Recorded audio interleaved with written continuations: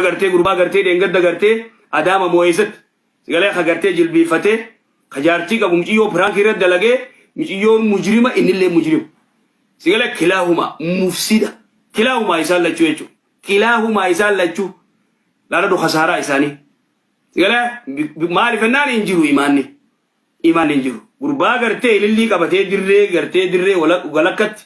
kaafirri kun shil je'ee laala waan akka waan sanii garaa nama gubu waan akka waan sanii mataa nama nyaatu hin jiru subhaanallah rabbi nu atiisu nullee atiisu ilmaan keenyallee rabbi atiisu amriin gartee haram akka deemtu addunyaan garam akka deemu jirtu taraa ajabul ujaab tuni laaftu beek waan amakkuudhan booda dhufu namni beeku hin jiru anga gartee dubartiin gartee tiktok kana gubbaa waan gartee yastahayi iblis waan iblis qaanfatu afaan saanii kanarraa waan bahu gurra qabatta iblis irraa qaanfata iblis irraa qaanfata dhiiroo kamtunuu mala maalii walaakin